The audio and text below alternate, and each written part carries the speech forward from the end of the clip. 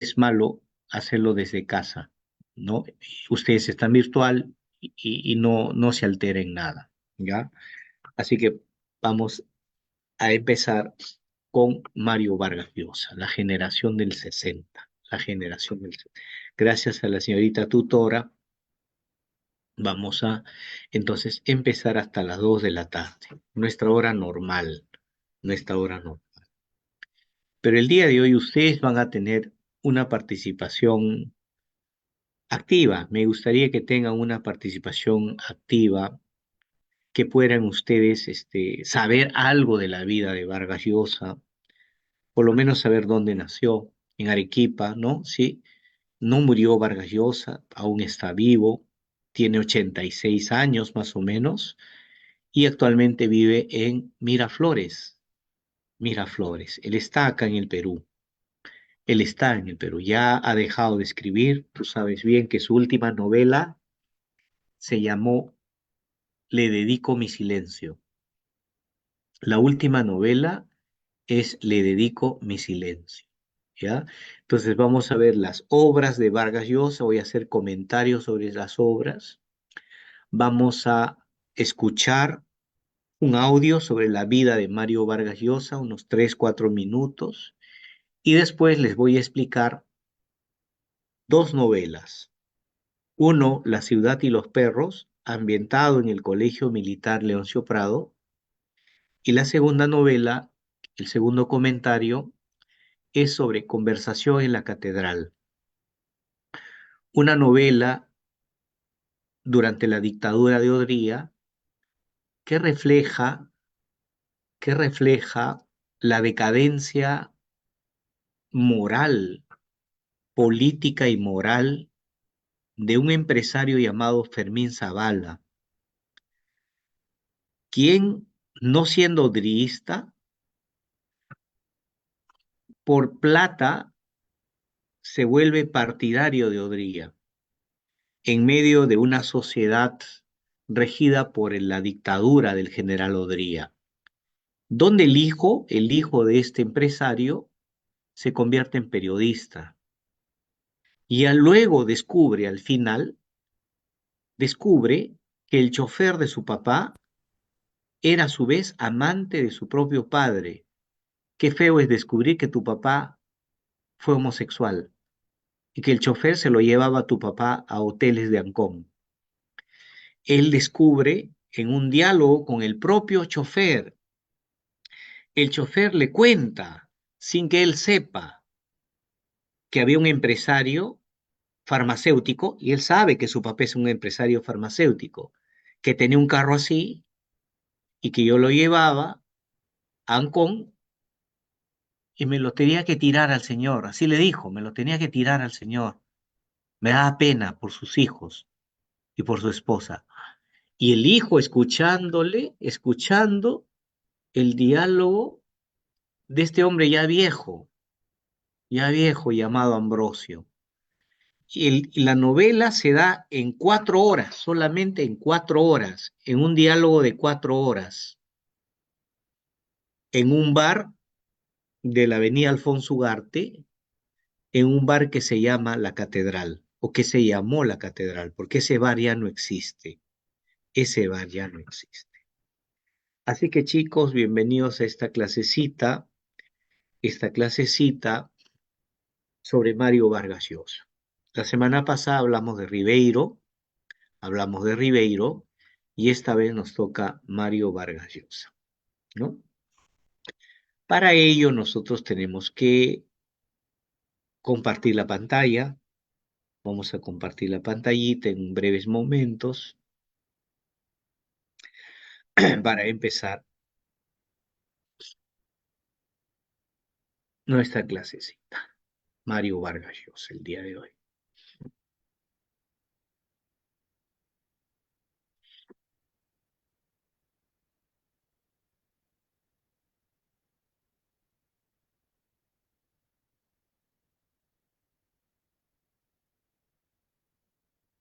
Ahí tenemos, chicos.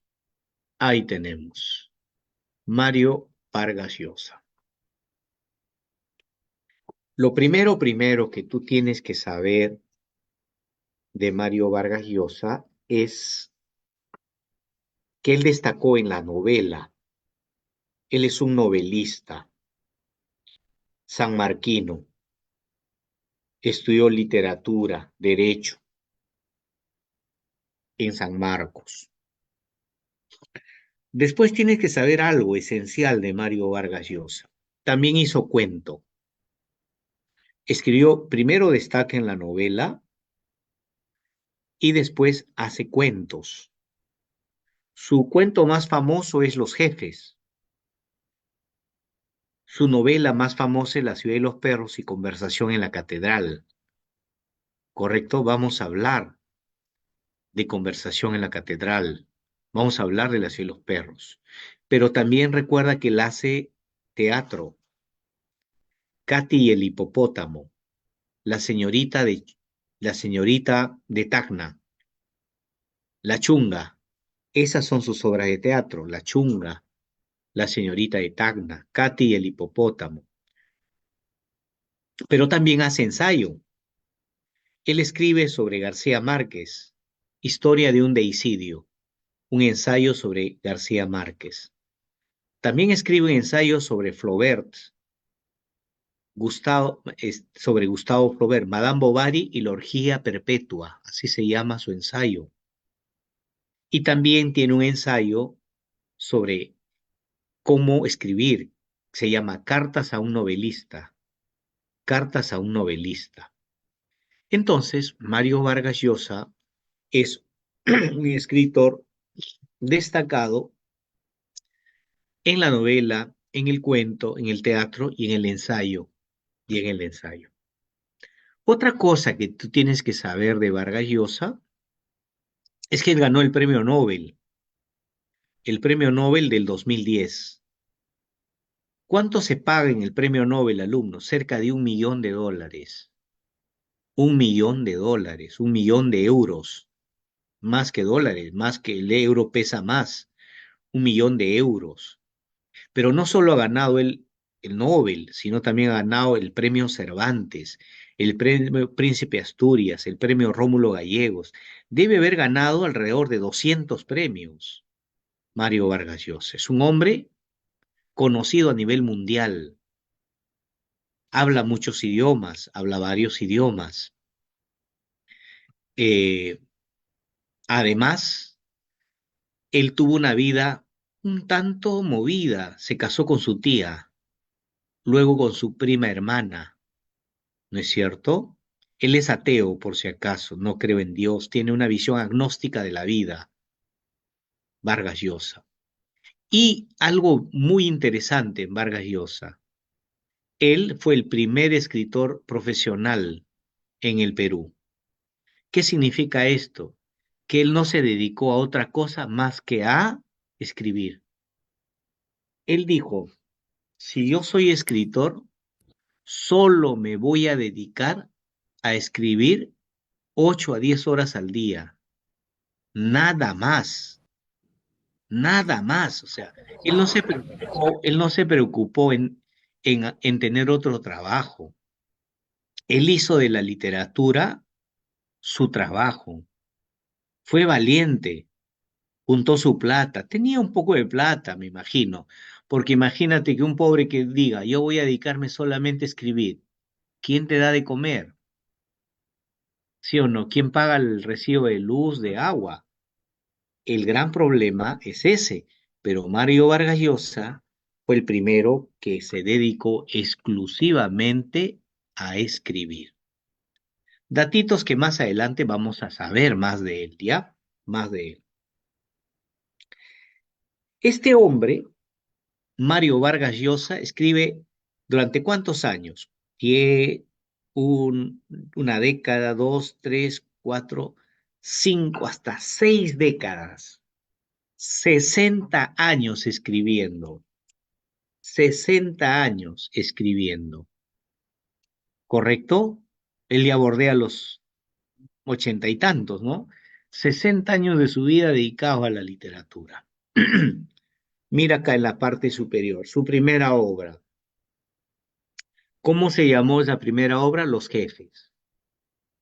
Es un conjunto de cuentos, ambientado en Piura, no es en la selva, ambientado en Piura, de una huelga de unos estudiantes de quinto de secundaria.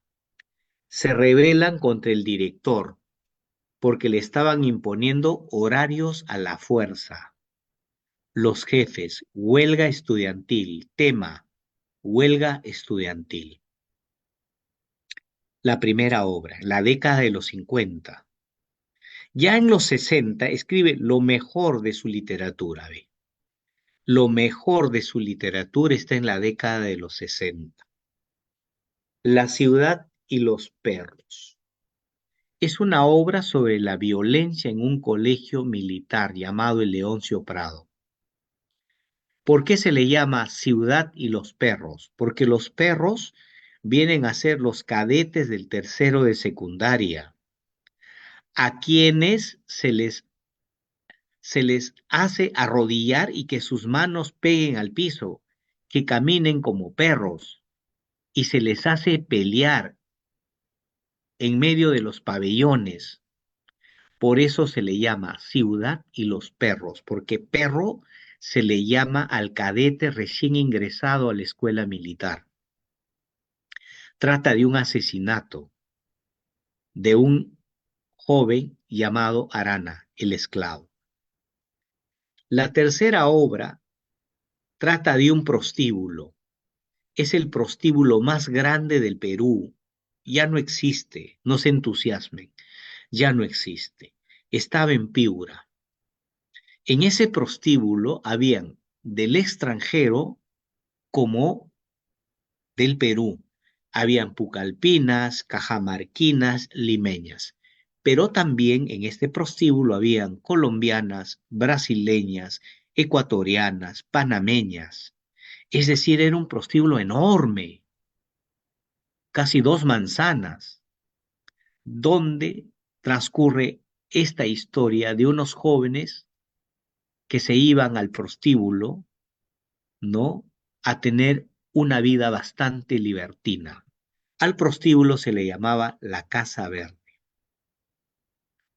En 1967 aparece una novelita cortita, pequeña, llamada Los Cachorros. Trata de un grupo de adolescentes del colegio Champañá que por hacerle una broma a uno de sus amigos, lo sacan de la ducha, los llevan al patio, ahí lo dejan calato, y el perro guardián del colegio le muerde el pene. Y desde entonces a este chico, que era Cuellar, le empiezan a llamar Pichulita Cuellar. Es la historia del famoso Pichulita Cuellar, un chico que de niño fue castrado por el perro y que cuando llegó a ser adolescente no empezó a caer en el alcohol y en la droga como frustración. Y su última novela de Vargas Llosa de la década de los 60 es Conversación en la Catedral, la novela más difícil de haber construido para él. Es la novela que trata del diálogo de un periodista y un ex chofer, y un chofer negro, el chofer de un rico, de un millonario. En esta conversación en la catedral se habla del gobierno de Odría, de la tiranía, de la corrupción. En la década de los 70 aparecen dos novelas interesantes. Pantaleón y las visitadoras, que trata también de los militares y de un grupo de prostitutas, que eran las visitadoras, que Pantaleón las llevaba al ejército en barcos para que estén al servicio de la patria y del soldado sexualmente. Las visitadoras. Y en 1977, estimado estudiante, aparece La tía Julia y el escribidor. Una novela, podríamos decir, biográfica, porque él habla de sus amoríos con la tía que lo seduce, y que en un arrebato de amor, él decide casarse con su tía y escapar del Perú hacia Francia. la tía Julia y el escribidor. En la década de los 80, ya la historia del Sendero Luminoso en el Perú, Vargas Llosa escribe una obra, por primera vez una obra fuera del Perú, en Brasil. La historia está ambientada en Brasil. Trata de un fanático religioso que hace toda una secta, ¿no? Y que todos tienen que estar al servicio, incluyendo las mujeres, se ponen al servicio de él en un lugar lejano de Brasil, en una tierra de canudos, donde al final el ejército ingresa para capturar a esta gente pobre que él había captado para mendigar y para que él pueda tener muchas mujeres. Es la historia de un fanático religioso. El 84, la historia de Maita, habla sobre Sendero Luminoso, la violencia en el Perú, la época de Sendero, la época de cómo va creciendo esta célula de terror en los Andes del Perú. Y sigue en 1986, ¿quién mató a Palomino Molero? Es la de un cadáver que encuentran con todas las vísceras rasgado al piso, producto de la violencia. El hablador, el 87, es una obra sobre la selva del Perú, sobre los mitos y leyendas de los machiguengas. El 88 escribe su primera novela erótica, de un niño que seduce a su propia madrastra, un niño de 8 años, que seduce a su propia madrastra. Litume en los Andes es la época otra vez de Sendero Luminoso, de un policía que lo mandan a Ayacucho, castigado, para enfrentarse a las huestes de Sendero Luminoso. Otra vez el 97 vuelve a la novela erótica. Los cuadernos de don Rigoberto es una novela erótica. La fiesta del chivo otra vez sale del Perú, se va a República Dominicana y escribe la historia de un hombre al que llamaban el chivo, pero que tenía demasiadas mujeres. Rafael Leonías Trujillo. Luego de una mujer que vino de Francia a recorrer toda América, la historia de Flora Tristán en la obra El paraíso de la otra esquina. Luego una novela pícara, Las travesuras de la niña mala. Luego otra vez viaja a África, El sueño del celta. El héroe discreto, también ambientado en Europa. Y la penúltima obra, Cinco esquinas, vuelve al Perú para escribir de un empresario corrupto. Y la última, que faltó ponerlo acá, es Le dedico mi silencio, la historia de la música criolla en el Perú. Profe, ¿de qué trata el último libro de Vargas Llosa? La historia de la música criolla en el Perú. Hasta acá, alumnos, les he dado un panorama de Mario Vargas Llosa con sus obras en la década del 60, en la década del 70, 80, 90 y el 2000, hasta su última obra llamada Le dedico mi silencio. No va a volver a escribir ni una obra más Vargas Llosa. La edad se lo impide. Ya la edad no le permite escribir las grandes obras que él nos ha dejado. Bien, Mario Vargas Llosa, como dice un alumno, era de izquierda. Al final se convirtió en un hombre de derecha. Ganó muchos premios, muchos premios. Acá en la parte alta está el Nobel, el Cervantes, el Gallegos, el Príncipe Asturias. Si hay algo que ustedes tienen que saber de este escritor, es que él era el técnico al escribir obras.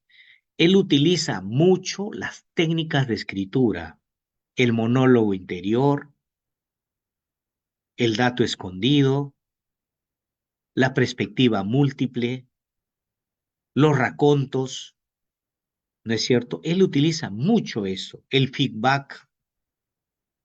¿Qué es un feedback? Una ida al pasado. ¿Qué es un raconto? Un recuerdo largo. ¿Qué es la perspectiva múltiple? Que varios cuentan una misma historia. ¿Qué es el monólogo? El diálogo con uno mismo. ¿Qué es el dato escondido? No contártela toda, no decirte todo, dejar algo guardado, algo de misterio. Él aplica estas técnicas novedosas y él es el líder del boom. Él es el líder del boom hispanoamericano. Él lo inicia con esta novela, La ciudad y los perros. De ahí viene García Márquez, Carlos Fuentes, Julio Cortázar. Él es el escritor Mario Vargas Llosa. Ahora, estimados estudiantes, quiero que ustedes saquen 5 datitos, aunque sea, de la vida de Mario Vargas Llosa, de su vida. Yo les hablé de sus obras, de su vida de Mario Vargas Llosa.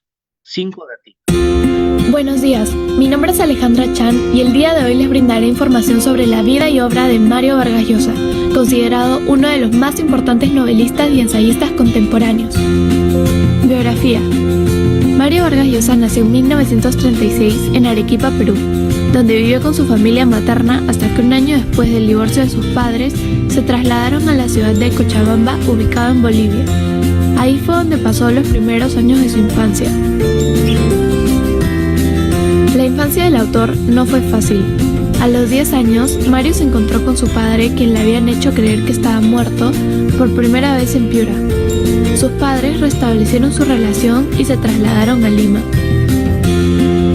Haré hincapié en este aspecto debido a que la relación con su padre es un factor que marcaría su personalidad y su relación con el mundo. Al conocer a su padre, descubrió en él a una persona autoritaria, violenta, entre otras cualidades que destruyeron por completo sus expectativas.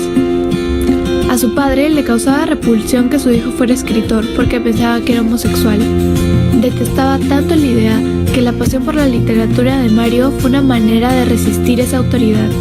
Es por eso que Vargas Llosa se convirtió en una persona muy individualista y siempre en contra de la autoridad. Su padre le envió al colegio Leoncio Prado, ya que pensó que un colegio militar le iba a quitar la vocación literaria, y más bien eso le dio las experiencias con las que escribiría su primera y exitosa novela, La ciudad y los perros. Al terminar el colegio, ingresó a la Universidad Nacional Mayor de San Marcos, donde estudió Derecho y Literatura. A la edad de 19, contrajo matrimonio con Julia Urquidi, su tía política, quien era 10 años mayor y ya divorciada. Un episodio de su vida que luego le inspiró para escribir la novela La tía Julia y el escribidor. En 1957 comenzó seriamente su carrera literaria con la publicación de sus primeros cuentos, Los jefes y el abuelo, mientras trabajaba para 2 periódicos peruanos. Al siguiente año se graduó de la universidad y ganó una beca para seguir cursos de posgrado en España. Antes de partir hacia Europa, hizo un corto viaje por la Amazonía peruana, experiencia que después le serviría para ambientar 3 de sus novelas, La Casa Verde, Pantaleón y las visitadoras y El hablador. Una vez terminada su beca en Madrid, se muda a Francia. Comienza a escribir de forma prolífica y a publicar numerosas obras. Además, se divorcia y un año después se casa con su prima hermana. Desde ese entonces ha obtenido los más importantes galardones literarios, incluyendo el Premio Nobel de la Literatura en 2010. Y a pesar de su gran carrera como escritor, también se incursó en la política, postulando como presidente de la República. Sin embargo, fue derrotado por Alberto Fujimori. Características de su obra. Su obra narrativa se caracteriza principalmente por una importante experimentación técnica. En el género novelístico desempeña un estilo muy innovador, pulido, conciso, con estructuras imaginativas, diálogos reveladores y temas de actualidad. Adopta técnicas como el monólogo interior, la pluralidad de puntos de vista, tiempo no lineal y un crudo realismo de la sociedad. En las novelas de Vargas Llosa encontramos siempre 3 elementos que hacen de hilos conductores de cada trama. Primero, la pasión amorosa, que generalmente roza el erotismo. Segundo, las tensiones políticas. Y tercero, las pulsiones primitivas, que llevan a los personajes a hacer cosas que a veces lamentan. Y la forma en la que Mario ha sabido combinar estos 3 elementos es a través de una narración bastante dinámica en la que los diálogos juegan un papel principal. De hecho, sobre sus diálogos, el lenguaje utilizado en casi todas sus obras es coloquial. Utiliza un lenguaje que incluye la jerga, el léxico propio y se basa en una narración de tercera persona omnisciente, dando a conocer la realidad del personaje. Obras más importantes. Entre estas se encuentran La ciudad y los perros, La Casa Verde, La fiesta del chivo y Conversación en la catedral. Esta última conversación en la catedral es una visión de la sociedad peruana durante el gobierno dictatorial de Manuel Odría en los años 50. En general, Vargas Llosa, por boca de Santiago Zavala, nos brinda una imagen pesimista del Perú, llegando a cobrar relevancia la conocida frase que él mismo se hace al inicio: ¿en qué momento se había jodido el Perú? Es una novela compleja cuya lectura es todo un reto y su análisis un desafío para la crítica. Con ahora 84 años, ha sido definido como uno de los más completos narradores de su generación. Es un representante ideal del boom latinoamericano y de la literatura hispanoamericana en general. Gracias. Entonces, estudiantes, Buenos gracias a este dato que días. Mi nombre es Alejandra Chan y gracias a los datos Buenos que días. nos da Alejandra, podemos nosotros saber alguna de las historias, alguna de las circunstancias de vida de Vargas Llosa, ¿no? No sé si sabían ustedes esa relación conflictiva con su padre. El padre era un militar y como ende todo militar es impositivo, ¿no? Y Vargas Llosa pues se le rebeló, fue el padre quien lo mandó al Colegio Militar Leoncio Prado, etcétera, etcétera. Se han dado cuenta ustedes que siempre hay la imagen del padre. En Kafka también se han dado cuenta ustedes, en Kafka, la mayoría de los escritores, hay siempre por ahí una especie de conflicto con los padres. Creo que por eso nacen los escritores, ¿no? Porque o no tuvieron padres, o sí tuvieron, pero eran seres bastante conflictivos. Bien, ahora lo que vamos a hacer, estimados estudiantes, es ingresar a la obra La ciudad y los perros, que es lo que nos piden en San Marcos. Vamos a entrar de una vez a la obra La ciudad y los perros. Es esta la carátula y vamos a los ambientes. Cuando a nosotros nos preguntan, a ver, vamos siempre mirando el chat, ¿no? Ya. En los ambientes es lugares donde transcurre la obra La ciudad y los perros. Vamos a tener el Colegio Militar Leoncio Prado, ¿no? Pero también, además de ambientes, vamos a tener también las calles de Breña, donde estaba el Colegio La Salle, las calles de Breña. Vamos a tener el barrio de La Victoria, donde estaba un prostíbulo muy famoso que se llamaba Huatica, donde las chicas atendían por las ventanas, ¿no? Entonces ahí todos los chicos del colegio militar se iban a hacer su debut sexual a La Victoria, a una calle llamada Huatica. Y los chiquitos bien se iban a estudiar al colegio La Salle, que estaba en Breña, un barrio de clase media, pero ahí estaba uno de los colegios más prestigiosos de Lima en la década de los 60, ¿no? En la década de los 60. Y obvio también el Colegio Militar Leoncio Prado, son los ambientes. Pero antes retrocedemos a esto, miren. La ciudad y los perros. Acá vamos a descubrir mucho de la novela. Por ejemplo, el jaguar. El jaguar es uno de los personajes importantes de la novela. Él es el líder de un grupo que le podemos llamar un grupo de resistencia, que se llama el Círculo. Su mancha era el rulos, cava y boa. ¿Qué buscaba el jaguar con este círculo? Defenderse de los abusos de los estudiantes de quinto de secundaria. El jaguar había sido una persona muy movida, había robado junto al flaco Higueras. Él lo inició en la delincuencia. Vive con el recuerdo de su enamorada que había tenido, una tal Teresa. Le gustaba una tal Teresa. Pero la chica rompió con él y él se metió al Colegio Militar Leoncio Prado para mejorar su conducta, ¿no? Así que el jaguar es un personaje importante y líder del grupo El Círculo. Otro personaje importante es el Teniente Gamboa. El segundo personaje importante es el Teniente Gamboa. Él es un militar justo, es un militar honesto. Los chicos lo respetan, pero le tienen admiración. Él es el teniente Gamboa, que tiene un protagonismo muy importante en la novela. Otro personaje importante es el poeta, Alberto Fernández. ¿Quién es el poeta Alberto Fernández? Alberto Fernández es el que va a narrar la historia, es el que va a narrar la historia. ¿Por qué le llaman poeta? Porque él escribe poemas a sus amigos para que ellos les hagan llegar a su enamorada, y a él recibe un dinero, un sencillo. Escribe cartas para las enamoradas de sus amigos. Pero también el poeta vende pornografía, escribe cuentos o pequeñas novelitas pornográficas, eróticas, y los vende entre sus amigos. Por eso lo respetan y lo quieren al poeta. Él sabe sobrevivir de esa manera. El poeta Alberto Fernández. Tercer personaje importante de la obra La ciudad y los perros.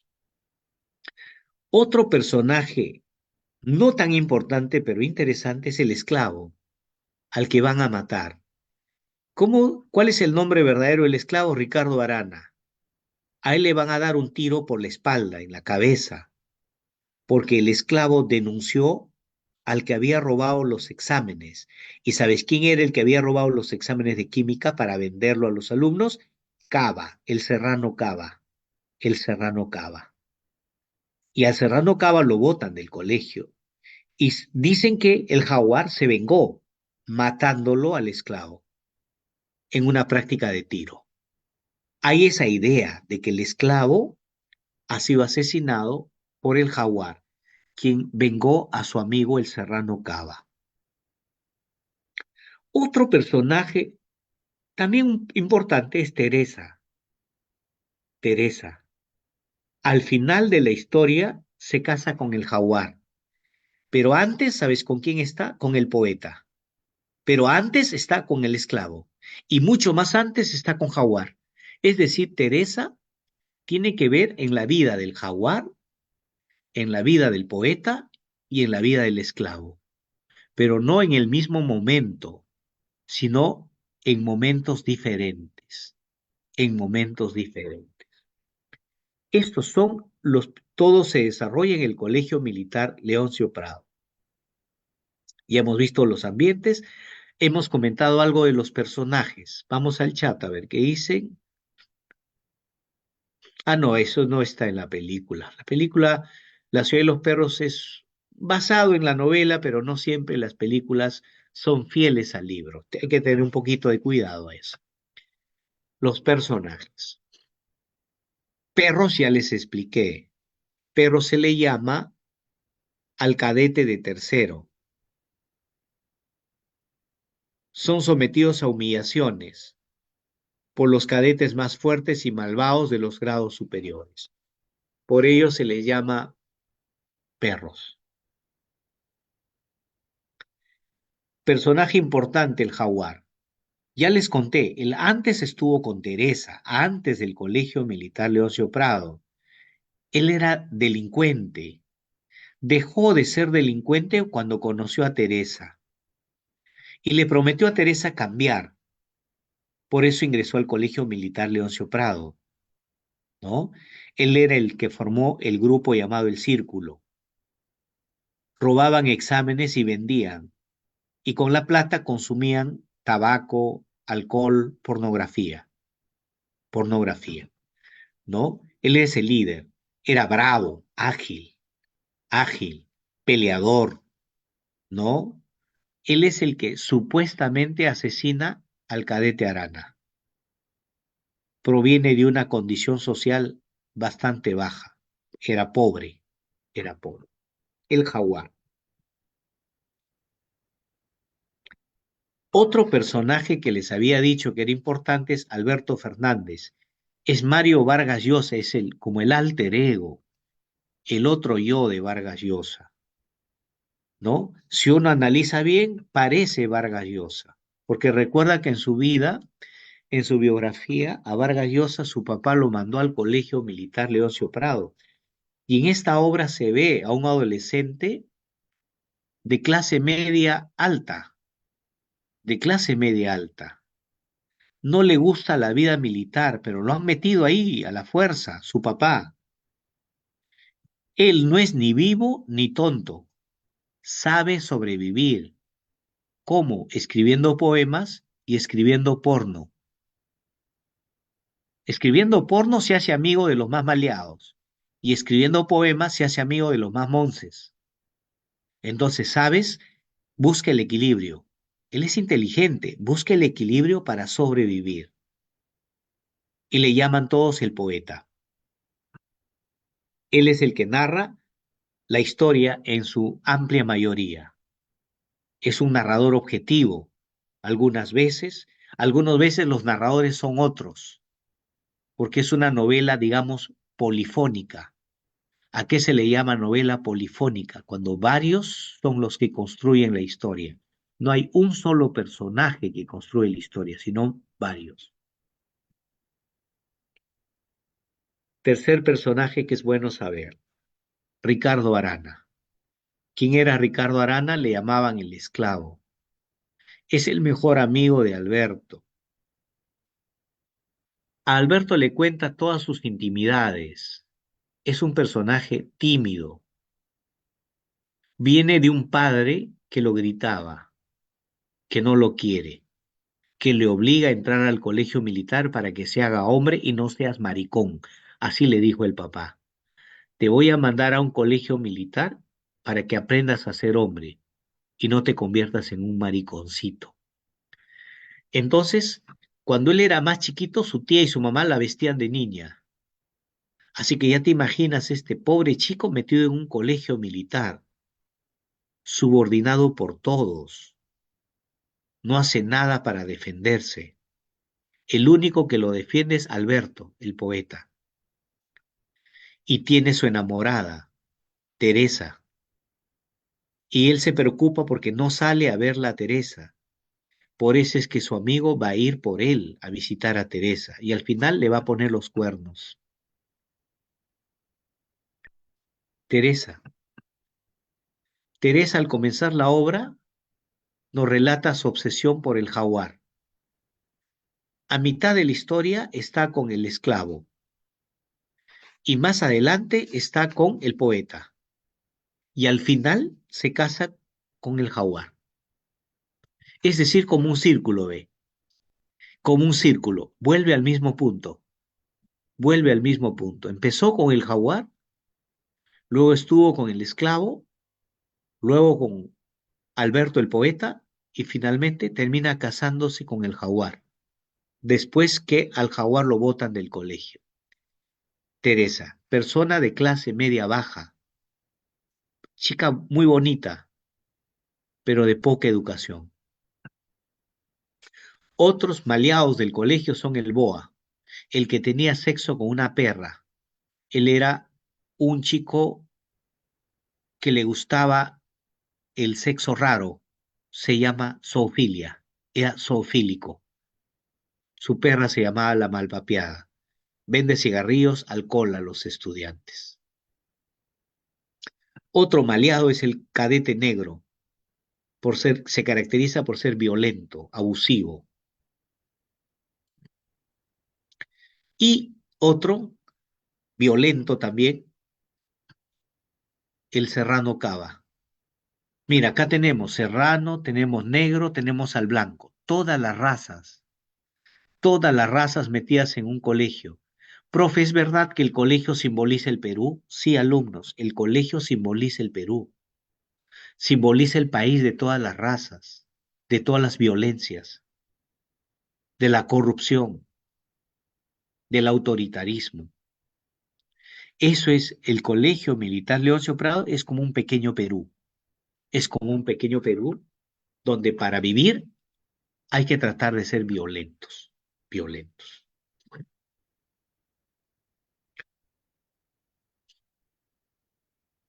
Una duda. Dígame, hija, le escucho. ¿Me podría explicar en sí qué son los vasos comunicantes, la técnica de Mario Vargas Llosa? Los vasos comunicantes es cuando tú estás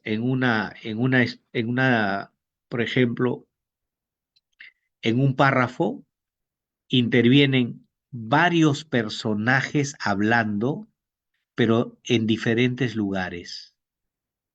Por ejemplo, pásame la botella. Pero tía, ya te lo di temprano la botella. Pásame la botella, porque no me gusta el whisky, le dijo Carlos. Oye, pero toma vino. Ya te dije que me pases la botella, dijo la tía. ¿Te das cuenta? A partir de la palabra botella, son varios, uno, dos o tres personajes que hablan, pero de distintos lugares, en distintos lugares. ¿Qué los une? Los une la idea de la botella, es decir, un vaso comunicante. Genera distintos personajes que hablan en distintos lugares. A eso se le llama los vasos comunicantes. Gracias, Vol- profesor. Volvemos a Cava. Cava era el serrano, el que roba los exámenes. ¿Quién lo manda a Cava? El jaguar. La obra se inicia, La ciudad y los perros, cuando Cava está ingresando a robar, rompe la ventana y ahí le dicen, oye, cholo, Serrano, ¿por qué has roto la ventana, idiota? Vas a dejar huella. Ahí empieza la obra La ciudad y los perros.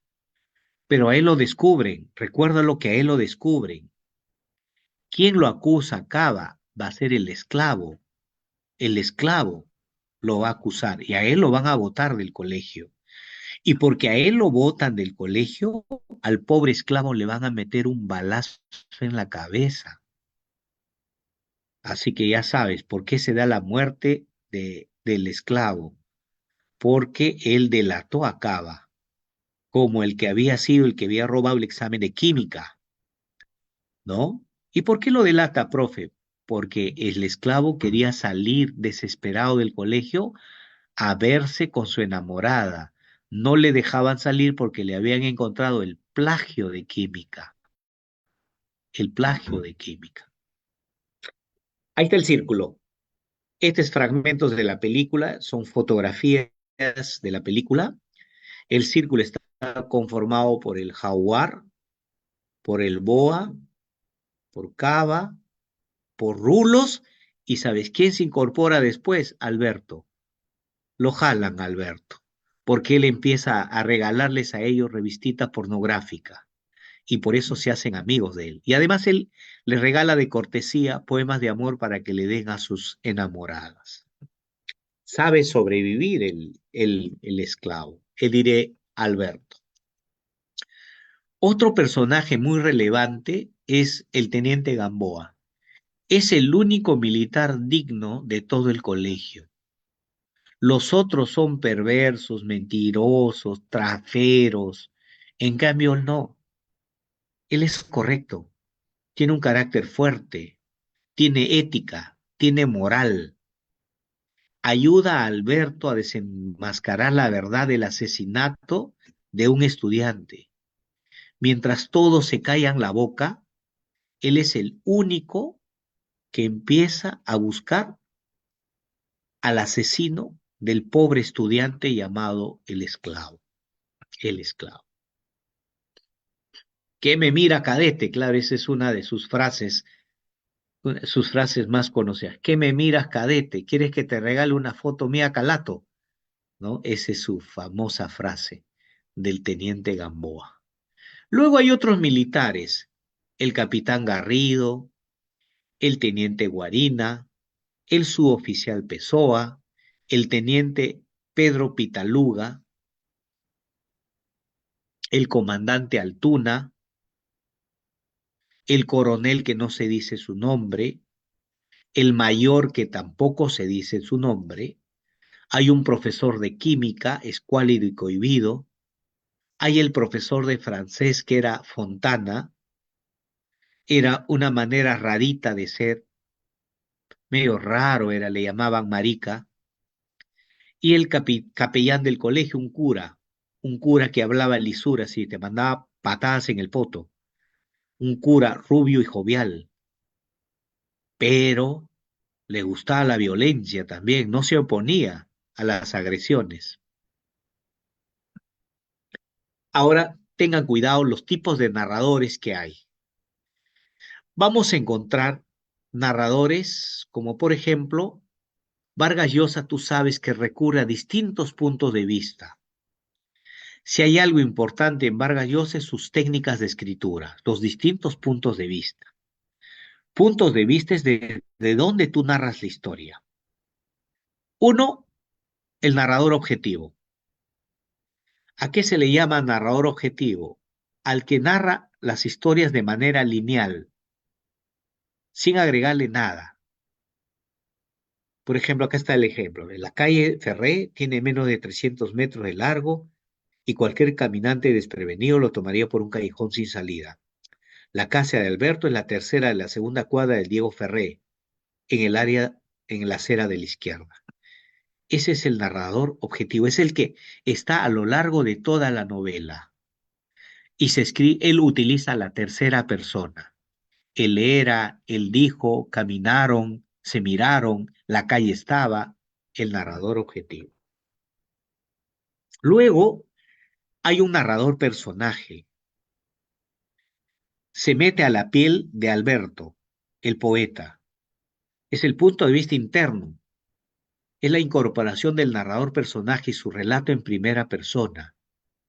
En la obra se encuentra pero, en varios, pero entre ellos en el Boa, en el Esclavo, en Alberto. También son narradores personajes. Va cambiando el punto de vista de los personajes. Y ahora también hay una mezcla de narradores, es decir, el punto de vista mixto, aparentemente omnisciente, incorpora sutilmente elementos de la primera persona. Aparecen personajes como Alberto, el Jaguar, Teresa, todos meten su cuchara para construir una historia. A eso le podemos llamar nosotros la perspectiva múltiple.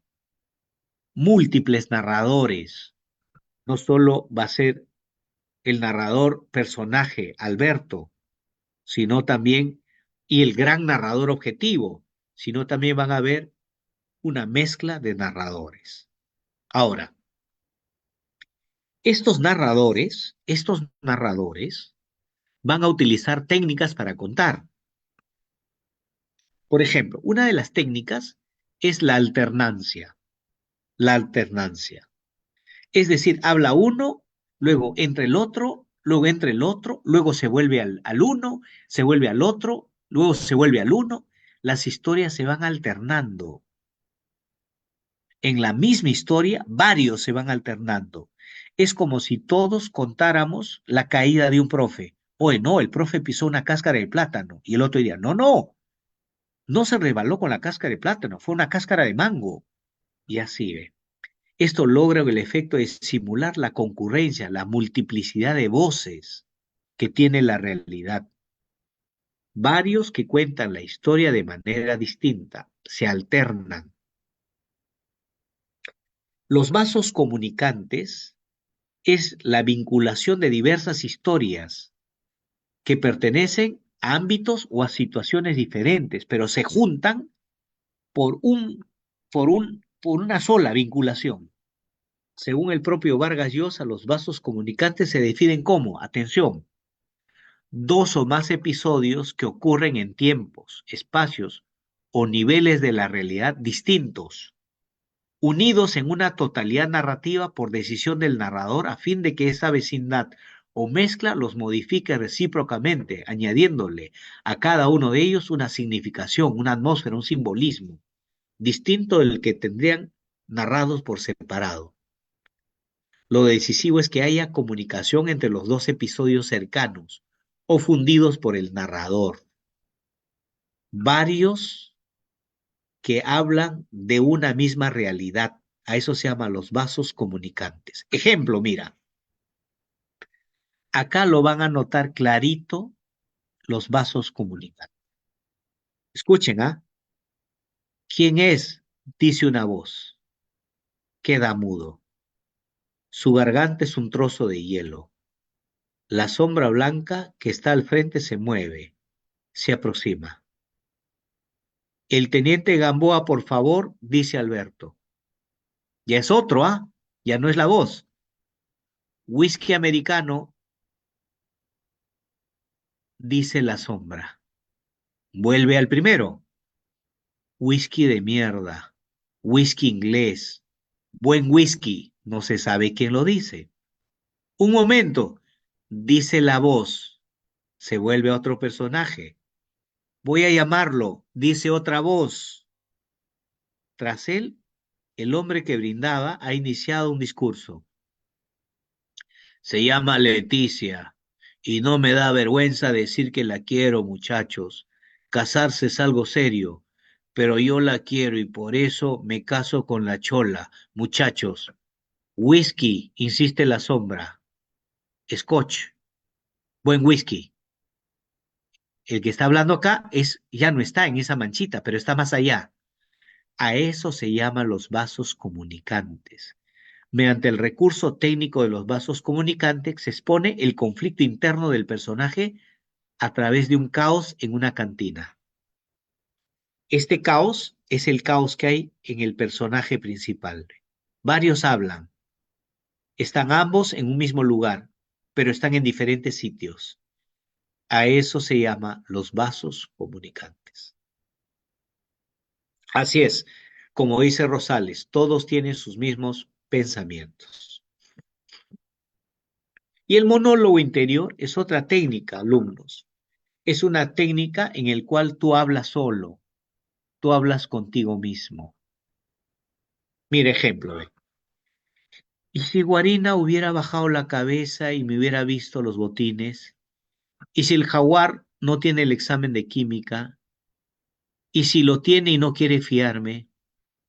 ¿Y si me planto ante los pies ante los pies dorados y le digo que soy de Leoncio Prado y es la primera vez que vengo? Te traeré buena suerte. ¿Y si vuelvo al barrio y pido 20 soles a uno de mis amigos? ¿Y si le dejo mi reloj en prenda? ¿Y si no consigo conmigo el examen de química?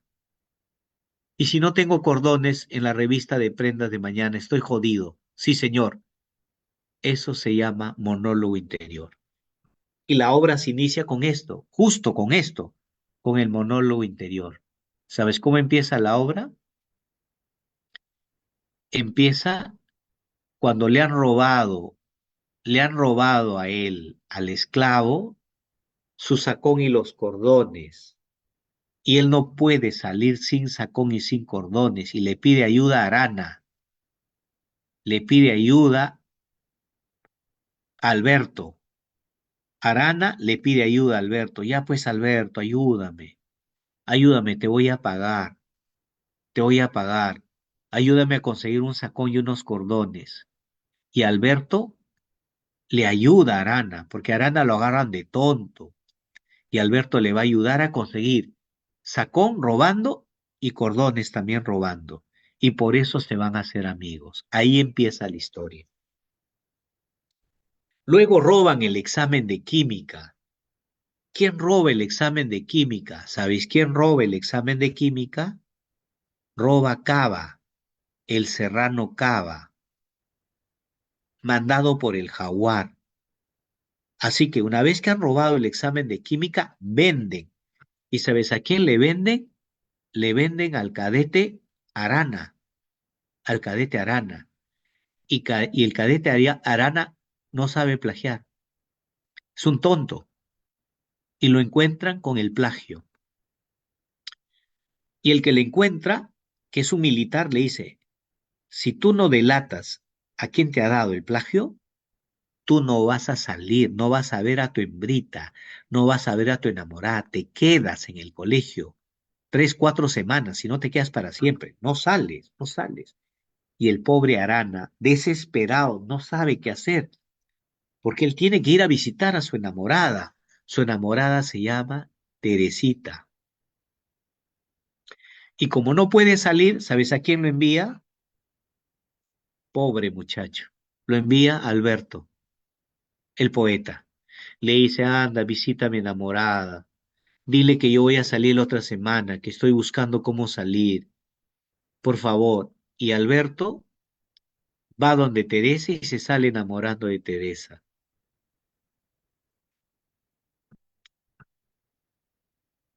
El esclavo, desesperado, porque hace 3 semanas que ya no encuentra salida para estar con su enamorada Teresa, y empieza a tener celos de Alberto. ¿Por qué le pregunta? ¿Cómo estaba vestida? ¿Te he dicho algo? ¿Han caminado juntos? ¿Cómo te has despedido? ¿Habla de mí? Dime. Y Alberto no quiere hablar, se siente con roche. Así que el esclavo empieza a tener celos y cólera de Alberto. Por eso le dice a Guarina, Teniente Guarina, yo sé quién ha robado el examen, pero me dejan salir. Y Guarina le dice, no te preocupes, sí te vamos a dejar salir. Delata al ladrón, vamos, dinos quién es. Y él dice, ha sido el Serrano Cava. Él me ha vendido el examen. Uy, uy, uy, ahí viene la cosa. El jaguar se entera que a uno de su gente, al Serrano Cava, lo han delatado, ¿no? Lo han delatado. Y dice la obra, la degradación, ¿no? Acaba, lo degradan. Jaguar tiene cólera cuando ve que acaba al Serrano que ha robado el examen, le rompen sus galones y lo tiran al piso. La degradación es bien fea en un colegio militar y le dicen, lárguese de este colegio. No queremos ladrones como usted. Al pobre Serrano Cava lo botan. Y la ira del jaguar, ¿quién habrá sido ese maldito soplón? Hasta ahí, él no sabía que era el esclavo. Luego, los profesores lo llevan a prácticas militares. Y ahí, señoras y señores, cuando están en práctica militar, un balazo en la cabeza a Arana. Ahí lo puedes ver, Arana. La pregunta es, ¿accidente o asesinato? ¿Muere? Muchos, Accidente, claro, profesor. asesinato, pero los jefes del colegio dicen accidente. Los jefes del colegio no quieren que la prensa se entere, no quieren que haya abuso en el colegio militar, no quieren lo que le llaman chongo, no quieren prensa. Así que el capitán Garrido grita, lo han herido, lo han herido, lo han herido a Arana. Y el capitán lo levanta y lo lleva junto con otro soldado en una camilla y a los pocos días muere. Ahí termina la parte uno.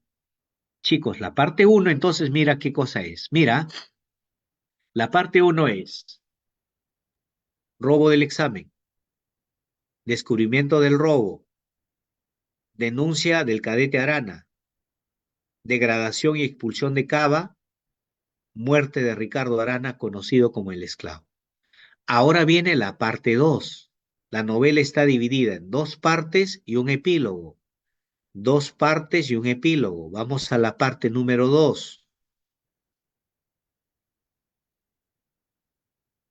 En la parte número 2, el comunicado oficial lo da el cadete Urioste. Nuestro compañero Ricardo Arana ha muerto. Y todos se quedan sorprendidos. Pensaban que iba a vivir, pero todos se quedan sorprendidos. Llega la familia del pobre Arana, llega la mamá, llega el papá, y el papá ahí le confiesa a Alberto, a través de esos diálogos que se llama, ¿te acuerdas, alumno, que te dije las perspectivas múltiples? En una de esos diálogos, en una de esas confidencias, él habla que su hijo era mariconcito y que por eso lo envió al colegio militar, porque a mi hijo lo vestían con falda y le ponían florcita en la oreja. Yo no quería que mi hijo fuera maricón, por eso lo envié al colegio, pero ahora está en un ataúd, dice el papá. Y el que esté escuchando todas estas confesiones es el poeta Alberto Fernández. siente rabia por el papá, siente rabia porque mataron a su amigo y siente rabia porque le puso los cuernos a su amigo. Se levantó a su enamorada Teresa. Por eso siente rabia, Alberto.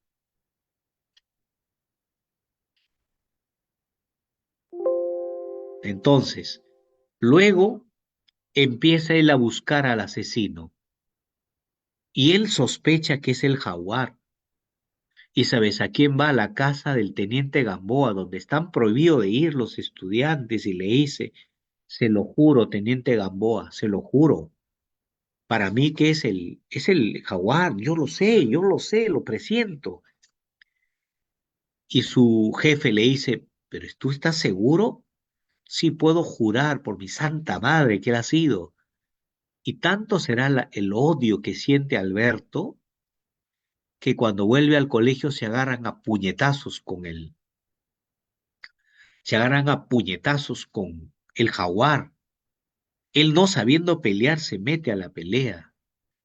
Inician la investigación. Él da pie a que se inicie la investigación, ¿no?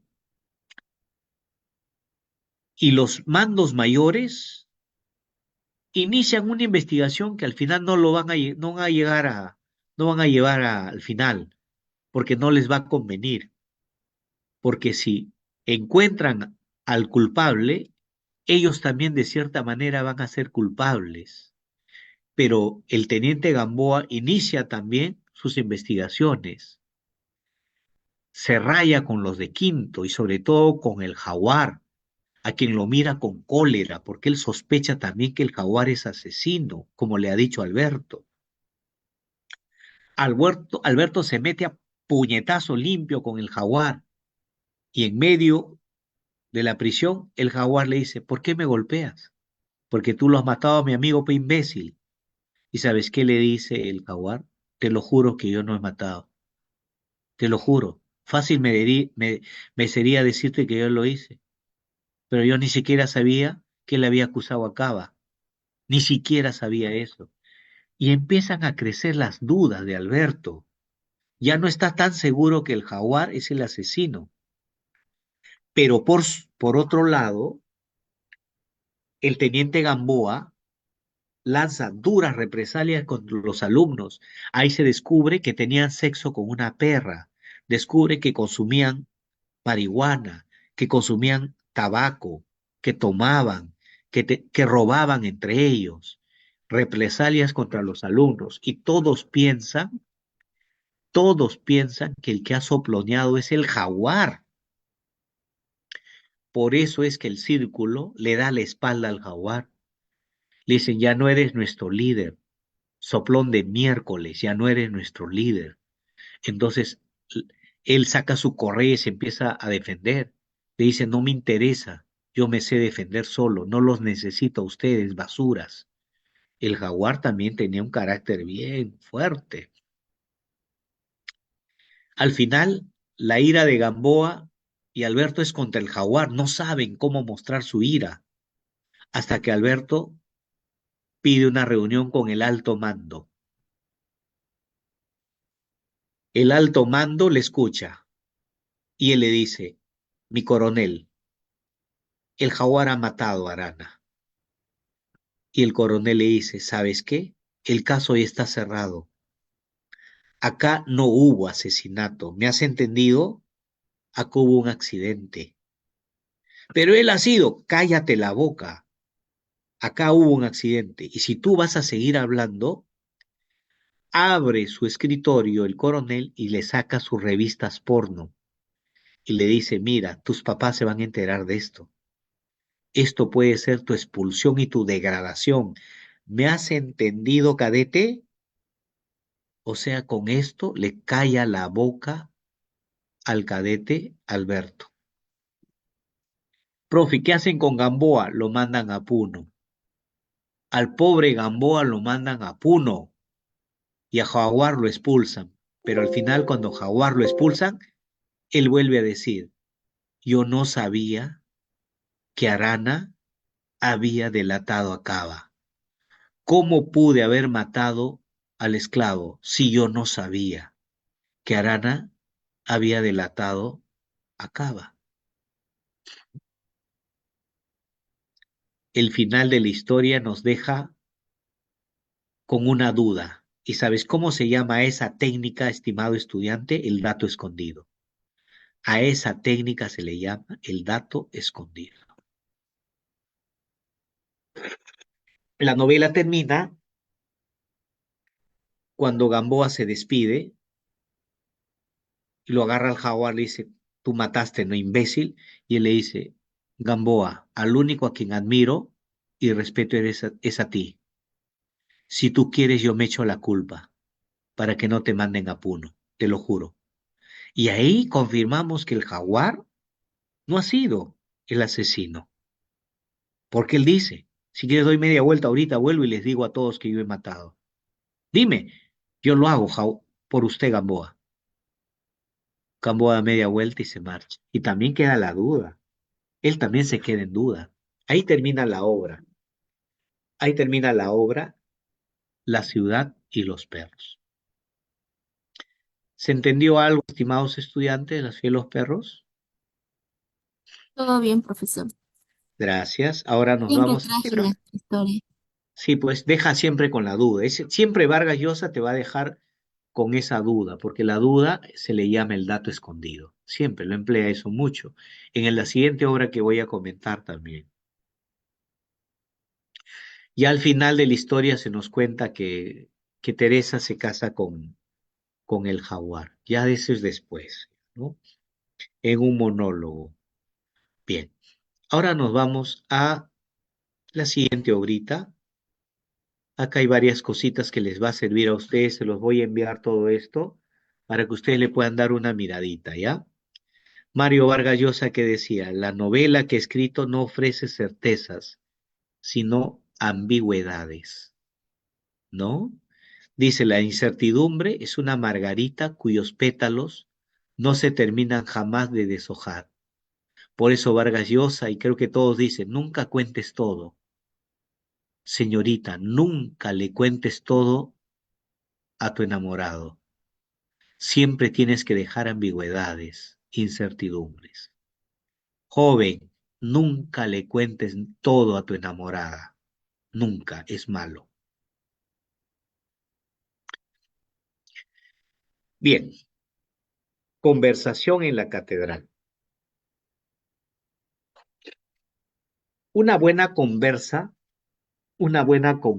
chicos, antes era con un par de chelitas, ¿no? Tú dices, oye, vamos a darnos una buena conversación. Mozo, un par de chelitas bien heladas. Abres la cerveza, le sirves a tu pata y tú empiezas con esta frase, ¿no? Oye, ¿en qué momento se habrá jodido el Perú? Es decir, lo que tú quieres reflexionar es en torno a la violencia, al golpe de Estado de Odría, a la pobreza que cada vez crece en el Perú, sobre todo a la corrupción. Por eso cuando piden un par de cervezas, el periodista Zabalita y el ex chofer Ambrosio empiezan a reflexionar, empiezan a hablar sobre el gobierno de Odría, sobre la corrupción. Salud, flaco. Oye, sí, ¿no? El Perú está jodido, ¿no? Sí, el Perú está jodido, está cagado. ¿O en qué momento se habrá jodido el Perú, no? Y ahí empieza la conversación. En esa conversación, estimado estudiante, poco a poco, a través de perspectivas múltiples, nos vamos a enterar que estamos en la década del 50, durante el ochenio de Odría, sobre todo en el golpe militar que él se da a sí mismo para implantar una dictadura a través de su ministro. Él tenía un ministro que se llamaba Cayo Bermúdez. Él no aparece en la novela, alumnos, por si acaso. Odría no aparece. Es como una sombra. El que va a aparecer es su ministro, llamado Cayo Bermúdez. Y este ministro tiene por chofer al negro Ambrosio, al que está tomando un trago en el bar La Catedral, que está en la avenida Alfonso Ugarte. En la cuadra 2 de la avenida Alfonso Ugarte estaba este bar llamado La Catedral. La Catedral. Ahí los dos empiezan a conversar sobre Odría. Él empieza a decir que abandonó la Universidad de San Marcos para dedicarse al periodismo. Y tú, negro, ¿por qué dejaste de ser chofer? Y el negro le dice, porque me fui a vivir a la selva, me enamoré de una chibola, ¿no? Qué bien. ¿Y tú te has casado? Le dice al periodista. Sí, con una enfermera, tengo un hijo. Sigue el diálogo. Ve. Lo primero, quiero que sepas los personajes que van apareciendo. Uno es Santiago Zavala, el primero que ha abierto la chela y ha servido el vaso. Él es un personaje que tiene una vida mediocre, gana muy poco, y eso que su familia era rico, su papá era un hombre rico. Ahí nos cuenta que su papá era un empresario que hacía negocios con Odría. Ahí nos enteramos que el papá, Fermín Zavala, era un empresario. Nos enteramos que tenía 4 hermanos. Nos enteramos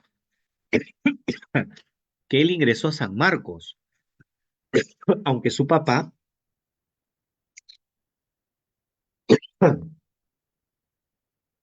disculpe, no me da mucho ya la garganta. Nos enteramos que su papá quería que él estudiara en la católica, porque ahí estudian los hijos de los ricos, los que son buenos abogados. ¿Qué haces metiéndote a San Marcos? Ahí vas a salir de terruco. Y el Santiago le dice, papá, yo no voy a ser terruco. Si tengo que estar al lado del pueblo, estaré al lado del pueblo, papá. Y ahí nos enteramos que Santiago formó un grupo, un círculo en San Marcos, llamado el Círculo Cahuide. Se involucró con una chibola que era roja, ¿no? Y que después nos cuenta que él estuvo preso, pero que gracias a su papá salió de la cárcel, porque su papá era poderoso, amigo de Odría. Nos enteramos que Santiago Zabalita se escapó de su casa, no quería vivir con su familia rica. Nos enteramos que Santiago Zabalita embarazó a una pobre chica, una enfermera de un hospital barato de Lima, y que se fue a vivir con ella. Nos enteramos que Ambrosio era chofer en Chincha y que lo llevaron a Lima para ser chofer de un ministro y que después pasó a ser chofer de un empresario. ¿Y sabes qué dice Ambrosio, alumno? Y el empresario era cabro. Me llevaba a su casa en Ancón y al pobre empresario me lo tenía que tirar. El pobrecito me daba dinero, tenía plata, maldita sea. Y en este momento, cuando Ambrosio está contando esa historia, Zavala, Santiago Zavala, se da cuenta que está hablando de su papá. Ahí el periodista Fermín Zavala se entera que su papá era homosexual. Y lo peor de todo, que se acostaba con el pata con el que está tomando. Se acostaba con este negro miserable, con este negro chofer. Su papá, un hombre tan decente, que hablaba 3 o 4 idiomas, tan bien vestido, tan respetuoso de su esposa, Zoila, un padre tan cariñoso, convertido en homosexual, tirando con su chofer en hoteles baratos. Cómo Santiago hace pasar saliva con cólera.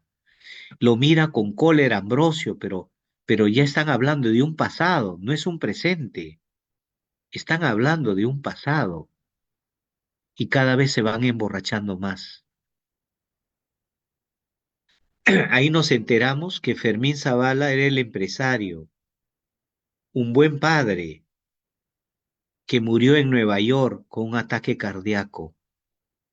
El papá del periodista ya no está vivo, murió de un ataque cardíaco. O sea que están hablando de un muerto y él todavía se muerde el labio para no golpearlo a Ambrosio. En el mismo diálogo se habla de Cayo Bermúdez, el ministro del gobierno de Odría. Te habla que tenía amantes que eran prostitutas, una prostituta lesbiana que también traía a otra chica y hacían un trío. Cayo Bermúdez tomaba, fumaban hierba, marihuana, los tres hacían un trío y que su chofer era Ambrosio y que luego este chofer él lo despidió y este chofer se fue a servir a don Fermín Zavala, quien le daba plata para que tuviera sexo. ¿Ve cómo nos vamos enterando poco a poco en este diálogo? Este es mi mapita que iba a hacer, chicos, en el salón de clase. Este mapita que ahora te estoy explicando, te lo explico brevemente. Conversación en la Catedral es una novela del año 1969 que está ambientado en los años 48 y 56 del gobierno dictatorial de Odría. ¿Correcto, alumnos? Tiene como 800 páginas esta novela. Empieza en el diálogo entre Santiago Zavala y Ambrosio. Ya te conté algo, ¿sí o no? Acá mira los dos de los costados, las dos bolitas. Mira las dos bolitas. Bolita de la izquierda. Santiago Zavala era aristócrata, era pituco. Su papá quería que fuera a estudiar a la Católica, no a San Marcos. El terco, por contradecir a su papá, punto dos, mira, se va a San Marcos. Estudia Derecho y Letras. Forma un grupo de izquierda llamado Cauide. Se enamora de una chibola Aida, pero como Aida se da cuenta de que él no tiene convicción para ser un político, lo abandona, le engaña. Entonces él se va a trabajar a la Crónica como periodista. Ahí, cuando sufre un accidente, lo llevan a un hospital barato y ahí conoce a Ana, una enfermera de la clase baja. La embaraza y no tiene otro más remedio que casarse con ella. Así que su vida es miserable, un periodista mediocre sin futuro, Santiago Zavala, hijo de un millonario. Vamos al otro lado, Ambrosio, era un provinciano negro de Chincha. Su papá era un vago, violaba a su mamá, se llamaba Trifulcio. Luego nos cuenta de que chofer en Chincha y luego se lo llevaron a Lima. ¿Para qué? Para convertirse en chofer de Cayo Bermúdez, de un hombre poderoso del gobierno de Odría, pero que luego fue chofer de un homosexual llamado Fermín, un empresario farmacéutico, que luego tuvo una amante llamada Amalia y que luego lo mandaron a él a asesinar a una mujer llamada Hortensia. A él lo mandaron a asesinar. Su vida era mediocre. ¿A qué se dedicaba ahora? A recoger perros, a matar y a recoger perros de las calles. Dos mediocres llevan chupándose como 6 chelas, pero él siguen hablando, siguen contando, voces múltiples. Cayo Bermúdez, ¿quién era? Era el ministro de Odría. Su esposa era Rosa, pero se quedó en Chincha. Tenía mucho poder. Se consiguió una amante llamada Hortensia, una artista cabaretera, bisexual. Bisexual, le gusta el dinero, es prostituta. Y además, Hortensia sabe que don Fermín es homosexual y que parece que Fermín la mató para callarle la boca. O tal vez lo mató el propio Cayo Bermúdez porque Fermín era su amigo. O lo mató Ambrosio, el negro chofer. ¿Quién mató a Hortensia? Cayo Bermúdez, que tenía fuerte poder, amigo de Odría. Lo mató don Fermín cuando se dio cuenta que Hortensia sabía que era homosexual y le estaba sacando plata. O lo mató el negro Ambrosio para que no delataran que él tenía como pareja a un hombre. También nos cuenta la historia de Hortensia, también de una pobre chica llamada Amalia, que se fue a vivir, que era sirvienta de los Zavala,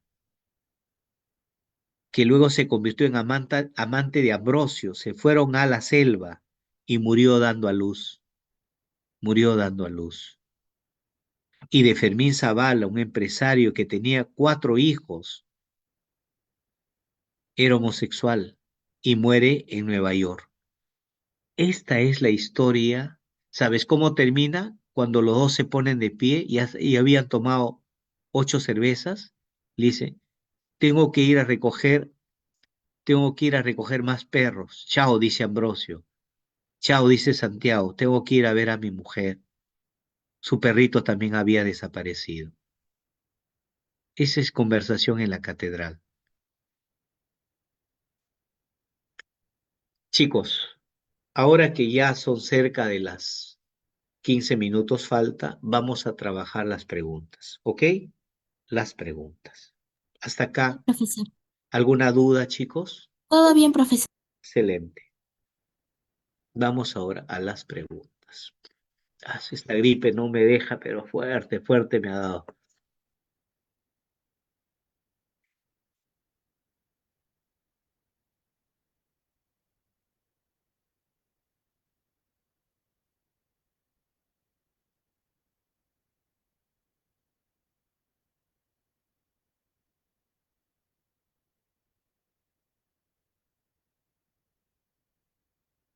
Ya, ahora sí, chicos, vamos a las preguntas, ¿ya?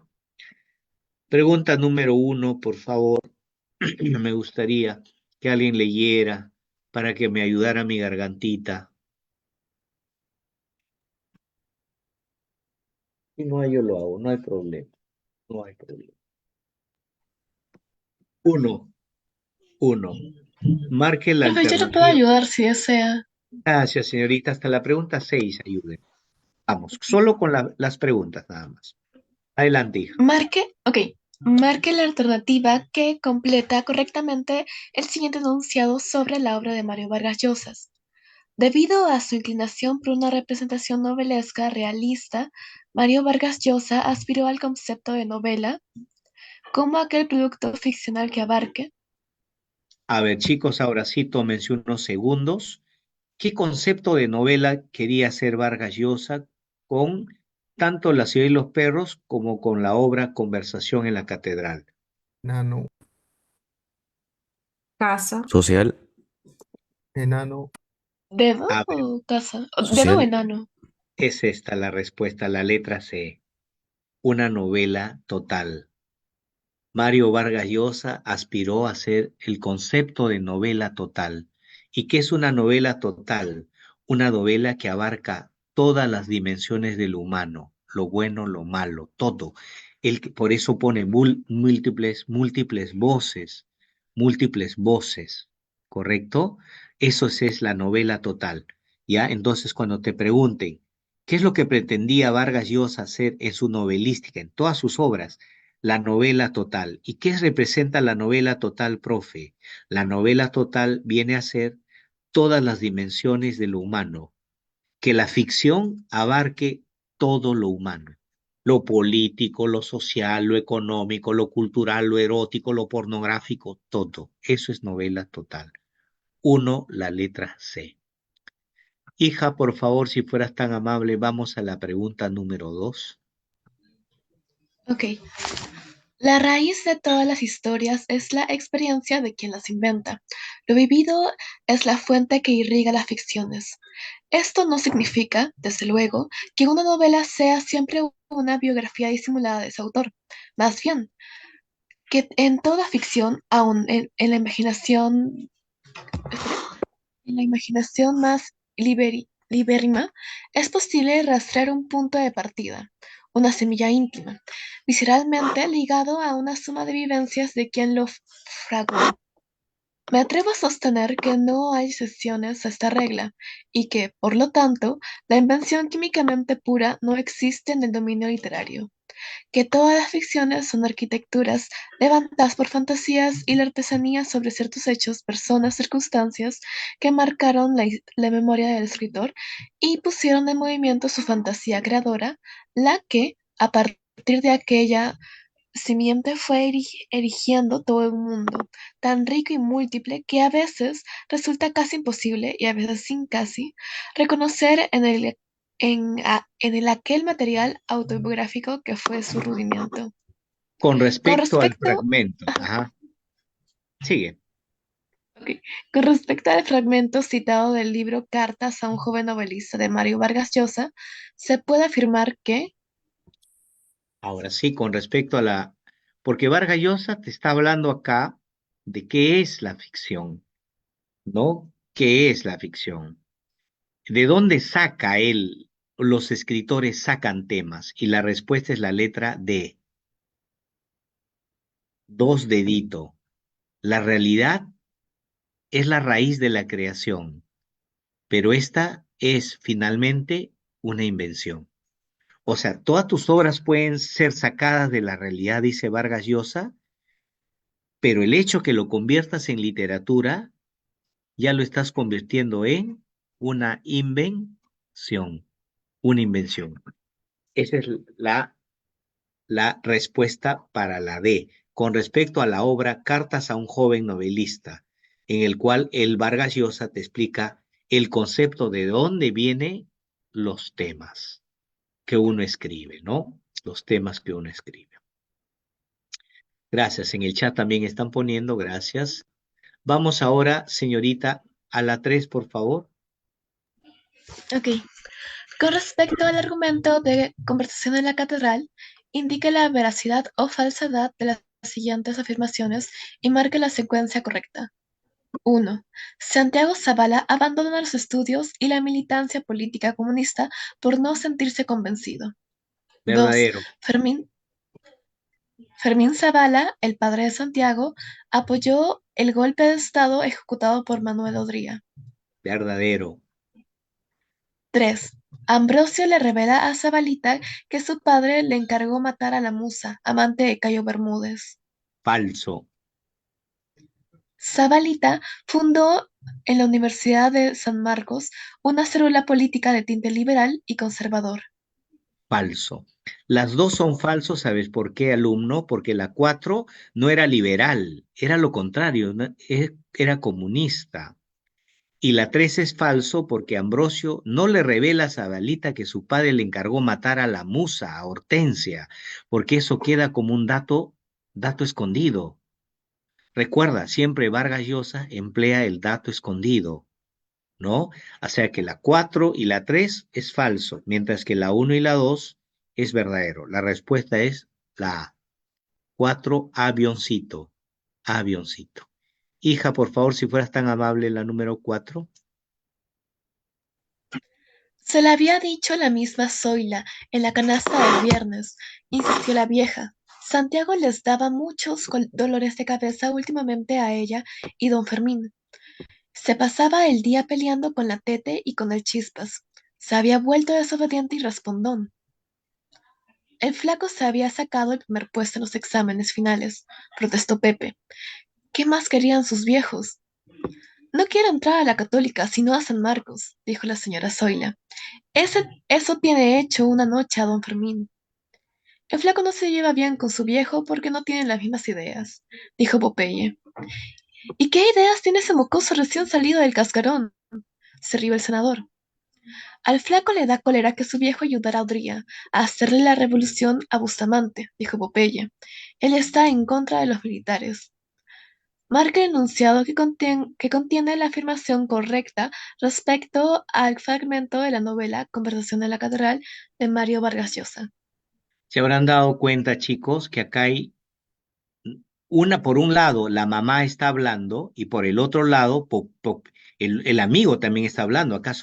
Hay dos lugares donde están hablando, ¿no? Acá hay vasos comunicantes, acá el tema de los vasos comunicantes. Pero en sí, ¿de qué tema se está hablando? 4, ¿cuál sería la respuesta? ¿De qué se está hablando? ¿Quién es el flaco?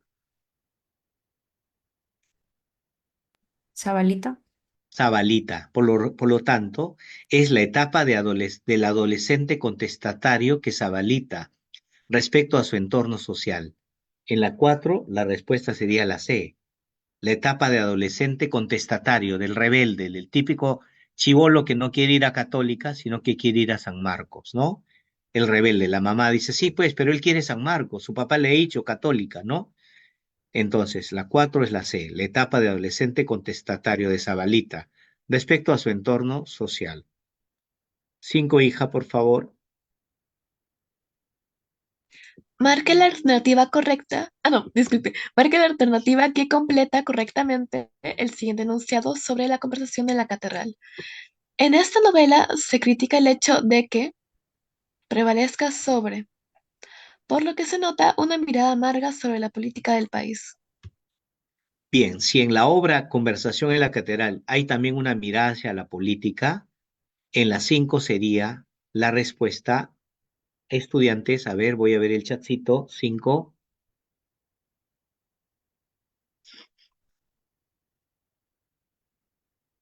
ya por ahí, muy bien. La B, la ambición de grupos de poder reducidos y, mira, el hecho de que la ambición de grupos de poder reducidos prevalezca sobre el interés de una nación. Eso se llama corrupción. Entonces acá se está planteando el tema de la corrupción, por lo que se nota una mirada amarga sobre la política del país, que hasta el día de hoy se da. Chicos, hasta el día de hoy lo que está planteando Mario Vargas Llosa acá en este tema es que pequeños grupitos de poder se benefician en contra de las grandes mayorías que es el pueblo, ¿no? 5, entonces, besito. 6, hija, por favor, si fueras tan amable.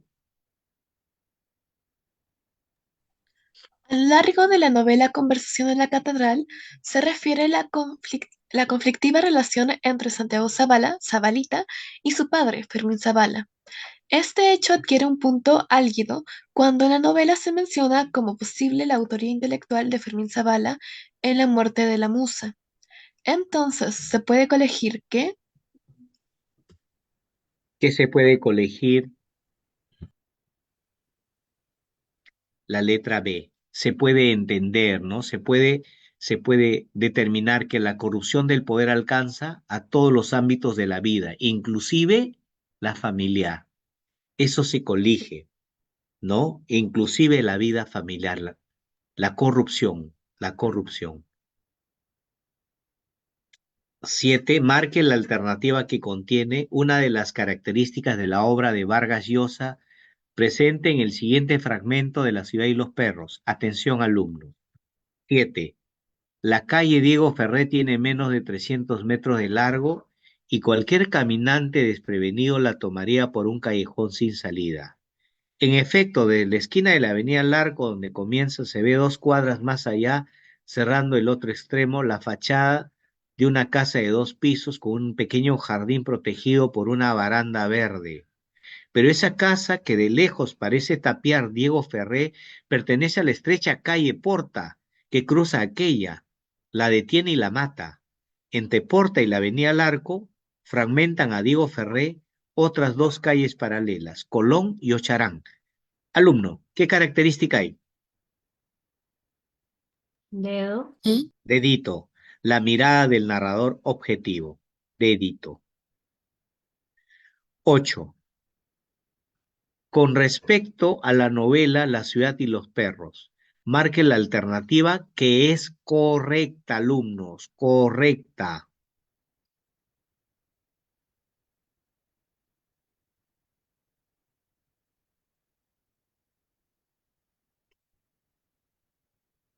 Por el chat también estoy mirando, que me digan cuál es lo correcto, el chatcito. Por ahí, chatcito, o abra tu micrófono. ¿Cuál es lo correcto? La Tú B. sabes que la A no, ¿no? ¿Cuál es la respuesta? B. Dime, letra. B, B, B. B. El poeta con el tiempo forma parte de la pandilla juvenil liderada por el Jaguar. No, Casa. casa. Las autoridades del colegio, ese es recontra cierto, las autoridades del colegio aducen que la muerte del esclavo fue un accidente. Para evitar, sí o no, para evitar toda clase de especulación de la prensa y además para evitar que hablen mal del colegio.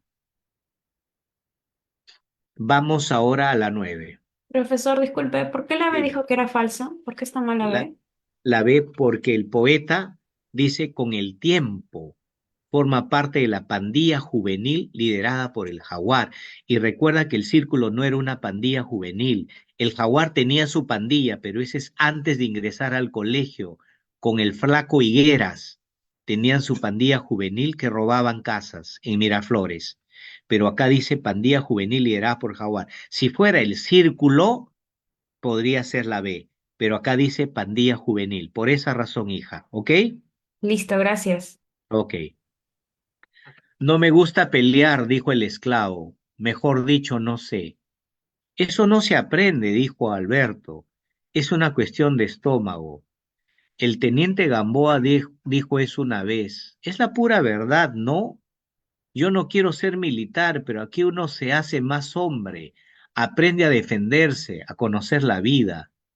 Pero tú no peleas mucho, dice el esclavo. Y sin embargo no te friegan. Yo me hago el loco, quiero decir el pendejo. Eso también sirve para que no te dominen. Si no te defiendes con las uñas y dientes, ahí mismo se te montan encima. 9. De acuerdo al texto de Vargas Llosa, se puede inferir que en el colegio militar los cadetes deben ser y actuar de forma machista para poder demostrar ¿Avión? Avión. avión, Avión, avión. excelente, sí, agresivos, deben ser agresivos y actuar de forma machista para poder demostrar el concepto de hombría. Vamos a la 10. 10. De San Isidro, el padre de un compañero los llevaba ambos hacia el colegio La Salle todas las mañanas.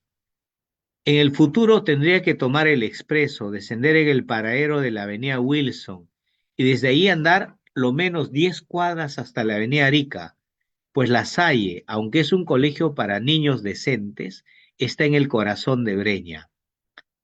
En este fragmento de La ciudad de los perros, ¿qué característica de la obra de Vargas Llosa se desprende?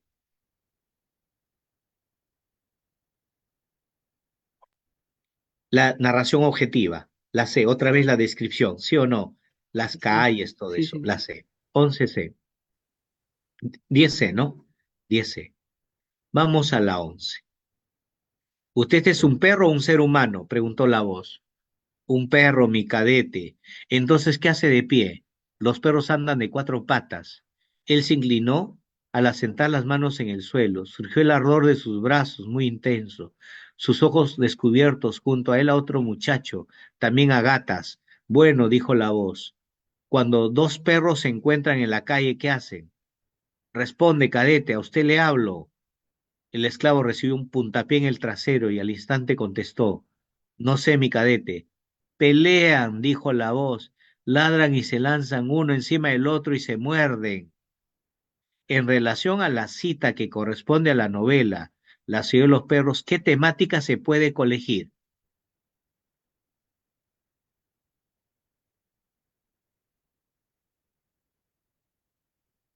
La A, degradación, porque hacerlos pelear como perros es degradarlos. Violencia y machismo en el marco de una institución castrense. ¿Qué es una institución castrense? Una institución regida por militares.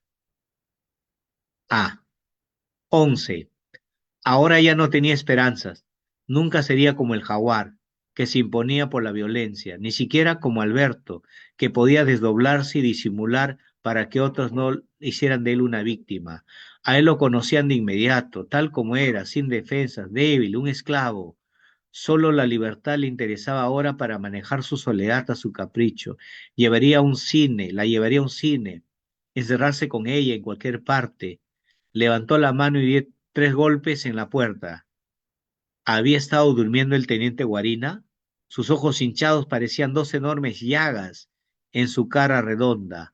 Tenía el pelo alborotado y lo miraba a través de una niebla. Respecto a la cita anterior, la ciudad y los perros, los hechos corresponden a instantes previos a qué alumno. A ver, ¿quién es el que va a delatar? El esclavo, ¿sí o no? La D, Dedo. a la delación, ajá, a la delación, al delatar al cadete Arana. Delación del cadete Arana, alias el esclavo. Él va a delatarlo. ¿A quién le va a delatar? Al que robó el examen, al Serrano Cava, ¿no? 12 y último, a partir del siguiente fragmento, determine el tema. Atención, alumno, acá nos piden el tema. Es por eso que estás fregado, dice Alberto. Todo el mundo sabe que tienes miedo. Hay que trompearse de vez en cuando para hacerse respetar. Si no, estarás reventado en la vida. ¿Qué le está aconsejando? ¿Cuál es el tema que le está aconsejando? ¿Enano? Enanito, la agresividad como forma de subsistencia dentro del colegio. Chicos, he llegado a la meta, pensé que no iba a llegar, tengo totalmente tupida la nariz, dolor de cabeza inmenso, pero ahora sí me voy a descansar. Cumplí con ustedes y me retiro como buen cadete.